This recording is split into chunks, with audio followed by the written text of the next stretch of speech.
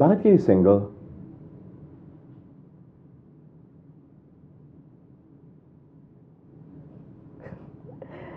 Ako talaga. Ah, complicated kasi. Bago pa lang siya nung magkakilala kami. Pero pakiramdam ko magkakasundo kami. Bakit ka single? Imagine by the time na 30 na tayo, may bahay na tayo. Sarap isipin, no? Tagal-tagal pa naman yun eh. Tsaka bakit bahay lang? Dapat kailangan muna natin magtrabaho para makapag-ipon tayo. 3 taon din kami magkasama nun. At sa loob ng 3 taon na yon, ang dami namin na pag-usapan. Marami siyang plano para sa amin. And that's what I like about him. Siya kasi yung tipo ng tao na alam ko ano yung gusto niya, tsaka alam niya kung paano makuha yun. Eh di ba, kapag ganun yung lalaki, paano ka hindi may in love ng lalo? Mamaya ka na mag-work, ako muna. Mamaya na yan. Pwede. Kailangan ko tapusin to. Bihira ka nga lang talaga makahanap ng ganong klaseng lalaki.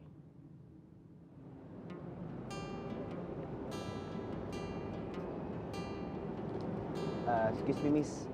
May lighter ka po ba? Sorry, I don't smoke. Sorry.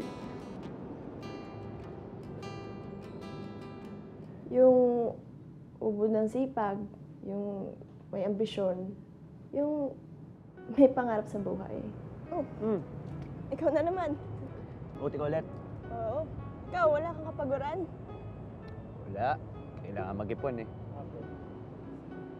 Saan mo nakikita sa sarili mo in the next 10 years?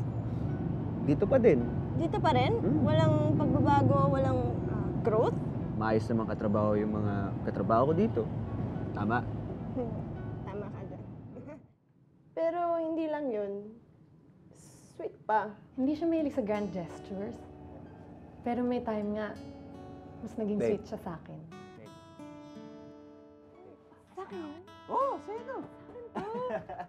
Thank you! Feeling ko, paraan niya yun para makabawi kasi nga sobrang busy niya. Pero okay lang naman sa akin eh. Kasi alam ko ginagawa niya yun para sa aming dalawa. Pero napaisip ako bigla. Kapag yung boyfriend mo ba naging sweet sa'yo ng sobra ng walang dahilan, hindi ba parang may mali? Baby. Kailangan ko pumunta sa office ngayon. Ayun. Ang gabi-gabi na eh. Wala ka na abutan. Magpahinga ka na lang. Hindi. May meeting daw kasi kami bukas ng umaga. So, kailangan ko talaga tapusin yung pitch. Sorry. Kailangan ko talaga tapusin yun eh. Pwede mo naman nagamit dito eh. Huwag ka naman. Sige na, please. Tapos nung isang araw, bigla na lang niya ako di sinipot.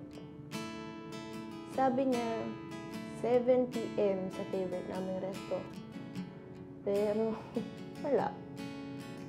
Walang pagpaparamdam. Hindi siya dumating. Tapos, ang tanga ng dahilan niya, na naiwan niya yung cellphone niya sa opisina. Pero mas tanga ako. Kasi, naniwala ako.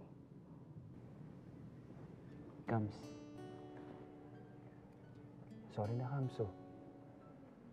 Hindi ko naman sinasadya yun eh. Huwag ka na magalit, please. Babawi ako sa'yo. Promise. Pero naramdaman ko rin naman na sincere yung sorry niya. Nung gabing yun, nag-dinner pa nga kami. At yun yung first time na naramdaman ko na baka mahal niya ako.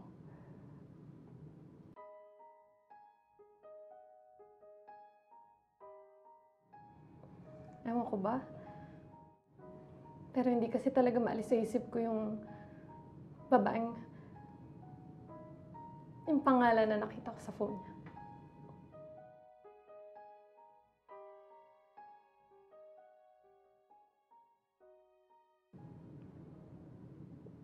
Nakatanggap ako ng message nung gabing yun. Gusto raw niya makipagkita. Kasi, bakit ko raw kasama ang boyfriend niya? 6 months kami ganun. Kumakain sa labas. Nagsimula lang naman yun sa pag-uusap namin kapag OT. OT? Eh, OT yung sinasabi niya sa akin kapag hindi natutuloy yung plano namin eh. Tsaka, teka lang, 6 months na kayong ganyan. Eh, Camille, 3 years na kami. 3 years. Tanda ko, sinurprise pa niya nga ako nung birthday ko ng flowers. Eh, kailan may birthday mo? July 31. Teka lang. Yung bag mo? Yung bag mo, huwag mo sabihin galing kay Lance yan.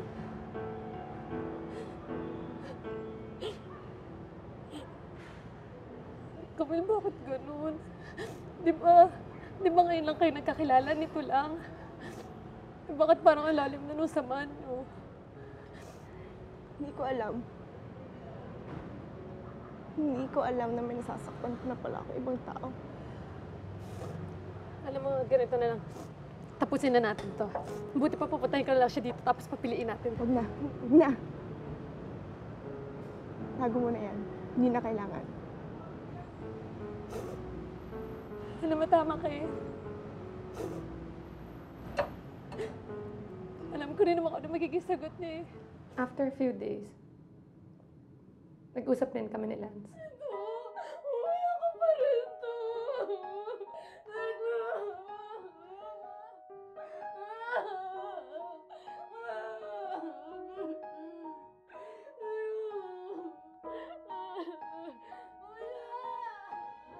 Sorry.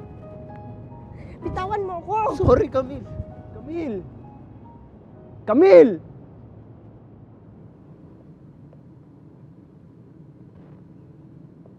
Bakit kayo single? Kasi, hindi ako option lang.